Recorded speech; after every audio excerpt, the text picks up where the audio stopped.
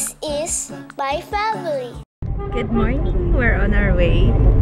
Nakasalamin din ako nun, di ba? Kasi naalala ko last year, ganito rin yung eksena nung nagsayaw si Jaya sa foundation. Hi, Jaya! Pero hindi siya naka-makeup. Ayaw niya mag-makeup eh. Lipstick lang.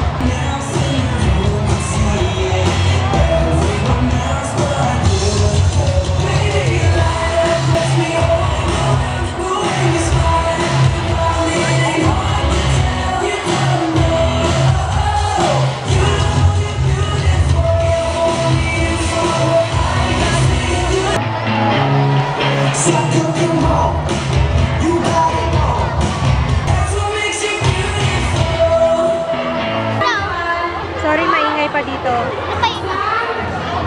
Galing mo lang sumayawan na. Seryoso ka. Grabe ang ingay. Nami-miss ko high school. Ganito high school eh. Uwi na tayo? Go home? We're back home. Hindi ko masyado nakuwanan si Jaya kasi iba na yung setup nung ano nila, nung program. Hindi nakagaya nung grade 1, grade 2 na pinapaulit yung sayaw para magkaroon ng chance yung parents na makuhanan sila. Kanina hindi na eh. Kasi grade 3 na sila kaya hindi na pwede. Oo, nung grade 2 hanggang grade 2 lang. Ayun, pero nakuha na ako naman si Jaya. Yun nga lang, hindi na malapit ang kuha. Ayun, bumili lang kami ng siopaw. Mamaya na ako magluluto. Magpapahinga muna ako. Tapos may nakakatawang nangyari sa akin kanina nung sumakay kami ng jeep. Hindi ko kasi alam kung magkano yung pamasahe ng estudyante. So, nung last time na nag-commute kami, kasama ko si Jaya, nagbayad ako ng 20. Tapos binigay sa akin sukli, 5 pesos nung driver. So, in-expect ko 15 pesos yung pamasahe. Tapos, nagbayad ako kanina, sakto 15 pesos. Tapos, nagsukli yung driver ng 150. Eh, hindi ko naman alam na hindi ko alam na hindi pala sa akin yung sukli. Nilagay ko na sa wallet ko. Tapos, napansin ko yung babae, parang biglang umirap sa akin. Tumingin sa akin, tapos biglang umirap. So, hindi ko pinansin, malay ko ba. Tapos, bigla siyang sigaw na, "Manong yung sukli ko." Tapos, napatingin ako, "Sa'yo ba yung sukli?" Sabi ko, "Sorry, hindi ko kasi alam na." Basta nga gano'n, nakakaya. Nagmukha tuloy akong Nagmukha tuloy na binulsa ko yung sukli niya. Mukha ba akong mambubulsa ng sukli? Nakakaya talaga. Gusto ko na bumaba nun kagad. Matutulog muna ako. Maaga pa naman. Mamaya na ako magluluto. Inantok ako eh. I'm gonna be cooking sayote. Ginisang sayote.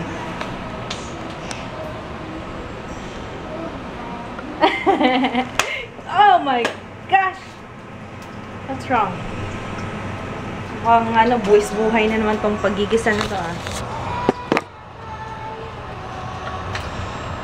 Don't hurt me, please! Gusto ko lang naman magluto.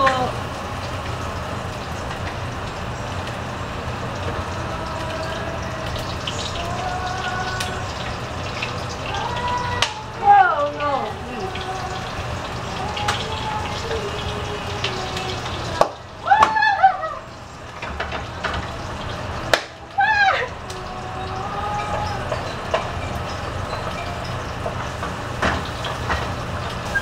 I'm all about that face. Asan yan? Wala. Ay! I-speaker mo, anak. Yes, ma? Yes, ma? Okay ba ito ngayon? Diba yung anniversary nito? Oo nga po eh. Simba kami? Sige, 6 o'clock. Tawagan mo din si ate mo at saka si Jay. Sige po. Apo. Apo. Sige po. Okay, sige po. Bye-bye. Love you. Nagsisimba kami ni Mommy kasi death anniversary ng lolo ko ngayon.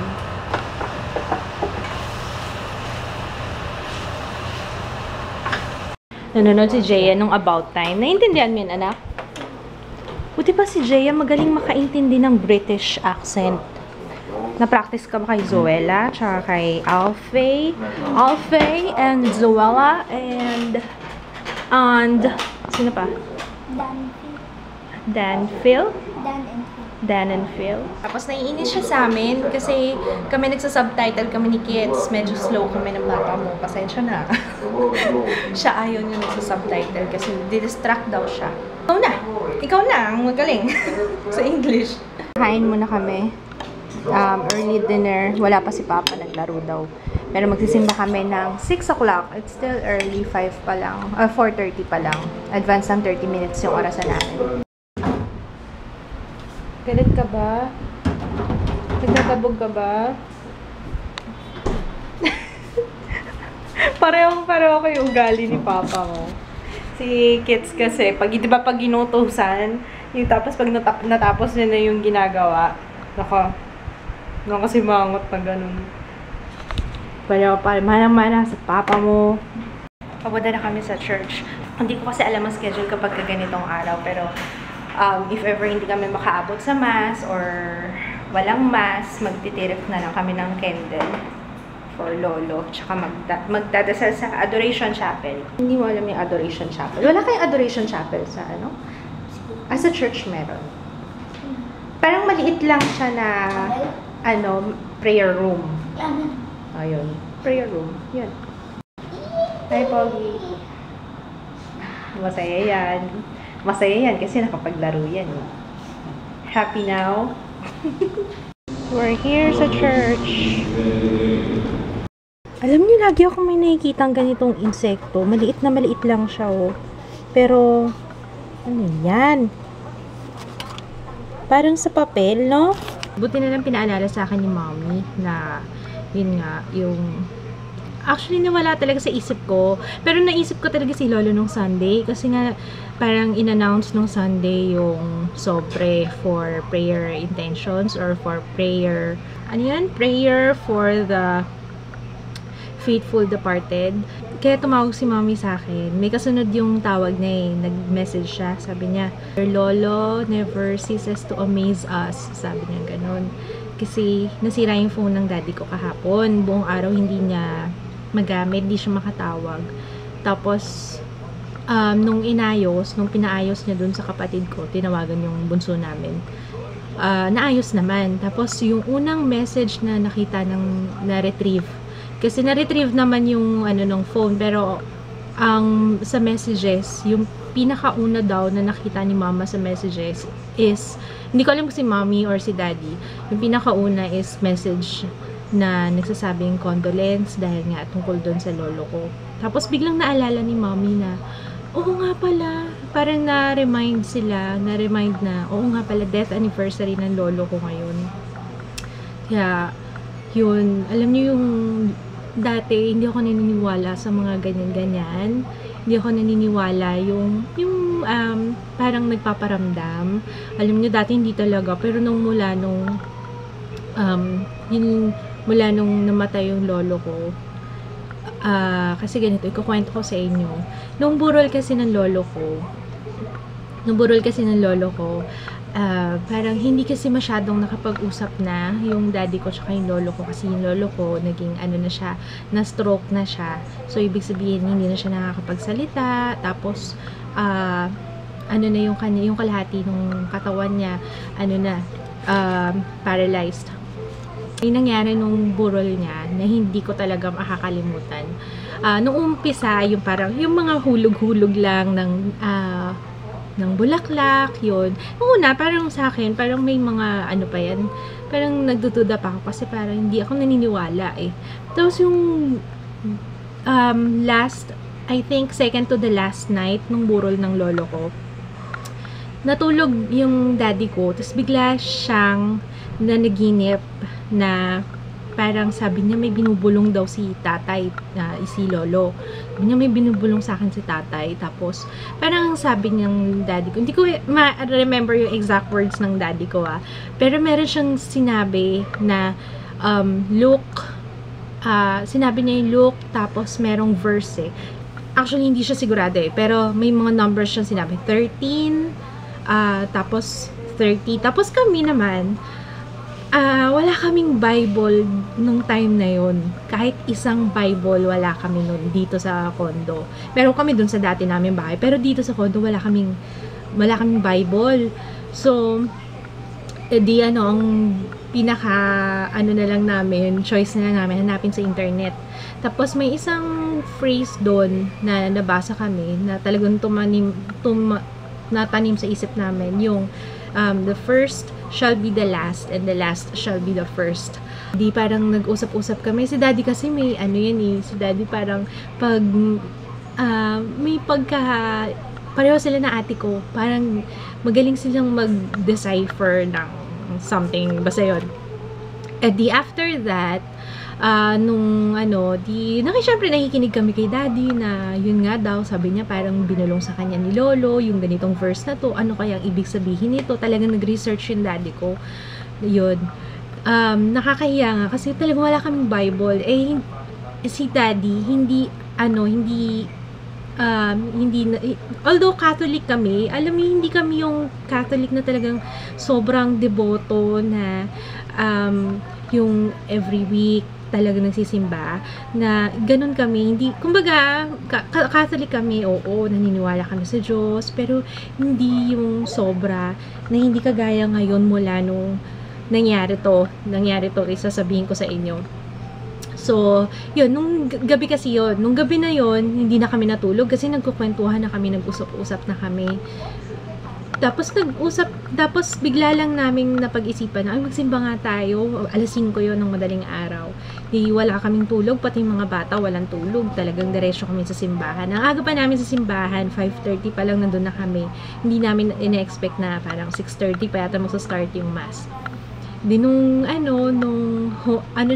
nagbasa na ng gospel yung pare, alam nyo, kinalabutan kaming lahat kami nagtinginan kasi yung phrase na binasa ng daddy ko galing sa Bible,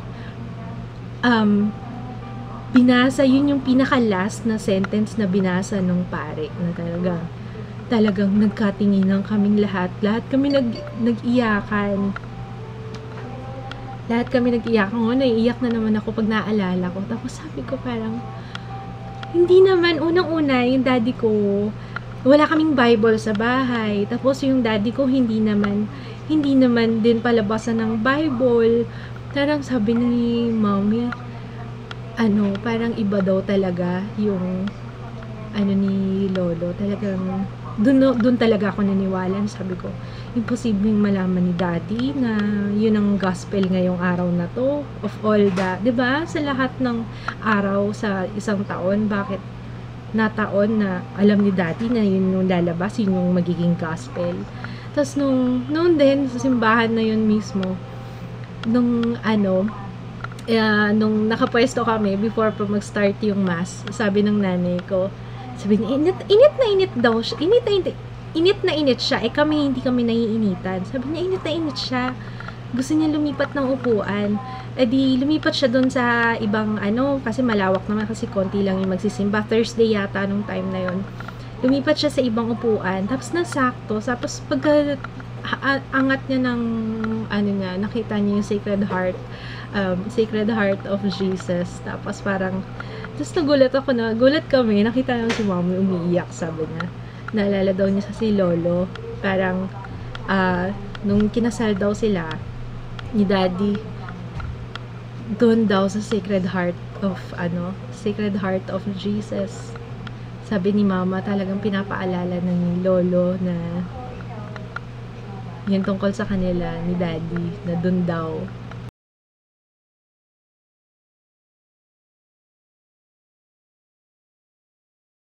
Kaya yun, tapos sabi ng Daddy, nga ako, kasi sabi ni Daddy, gusto daw ng Lolo, sabi niya, gusto ng Lolo mo magpakasal kayo ni Kits sa simbahan, kasi kasal kami ni Kits legal, pero hindi pa kami kinakasal sa simbahan. Kaya ayun, iiyak ako, although yun, sabi ko nga kay Kits, kahit kasalang bayan na lang basta makasal kami sa simbahan, gusto ko talaga magpakasal sa simbahan, di ba be? Yun, na-share ko lang sa inyo kasi doon naging mas stronger yung faith ko. Dati hindi ako naniniwala sa ganun, pero nung yung mismong araw na yun, na ang galing naman ng tatay ko, nalaman niya na yun yung lalabas na gospel. Yun, na-share ko lang sa inyo. Nagrereklamo si Jaya kasi una, tumawag si Daddy. Sumunod, habang kausap ko si Mommy sa Skype, tumawag si Daddy. Tapos, maya-maya, na-hold na naman yung usap namin ni Mommy kasi tumawag naman si Ate Joyce. So, sabi ni Jay, dami mo kausap. The whole family. Susunod niyan, si Joe naman. Tatawag sa'yo, sabi yung ganun. Nakakatuwa. Minsan lang naman kami makapag-usap-usap kasi di naman kami magkakasama. Ayun, naalala ko pa pala, pinaalala sa akin ni Ate Joyce. Naalala sa akin ni ate, na nung nagsimba pala kami nung time na yon, na sama-sama kami, birthday ng Daddy. Sabi nga ni Daddy, yun nga daw ang regalo sa kanyang Lolo. Kaya, nung nakaburol si Lolo nun Kaya, yun. Tapos, yung homily ng pari ngayon is tungkol sa faith. Sabi ko, ang galing nga, connect nga. Sabi ko, ang galing talaga ni Lolo. Talaga lagi niyang pinapa-remind na, na andyan pa rin. Lagi pa rin niyang nire-remind na andyan pa rin siya. Alam niyang, ayun, nakakatawa lang. Rest in peace, Lolo. Excited na ako. Excited na ako for Saturday. So, kailangan tapusin ko na lahat ng dapat kong tapusin. Kasi by Saturday, tuloy kami sa outing namin. Kung nasabi ko na. So, yun. May mga nabasa ako sa comments, hindi nyo daw ma-play yung last video, yung last vlog kahapon. Ano kaya nangyayari sa YouTube? Meron din ako mga videos na hindi mapanood sa phone. Hindi ko na alam bakit ganun. I really don't know. Try nyo palitan yung browser nyo kung ayaw pa rin sa laptop. Kung ayaw sa phone, try nyo sa laptop. Or kung ayaw sa laptop, try nyo sa phone. Hindi ko talaga alam bakit ganun Ngayon lang nangyari. Wala naman ako pinapalitan sa settings. So, alam ko sa YouTube talaga yung problema. I'm gonna say happy birthday to Michelle Angeline Lau. Happy birthday. And happy birthday to Annalisa Abrera. Hi, Abby Gamboa. Hi, Nika Jason and Riley. And hi, Moneth Purple Crafter. Yan ang name niya sa YouTube. Maraming salamat sa comment mo. Thanks. Thank you sa iyong sweet message. And that's it. Bukas ulit. See you tomorrow. And may dadagdag ka pa ba, Papa? night. Good night. Good night, Jaya. Night. Habang nag-greeting, hi to Heidi Cruz and JM Anzures. Hi!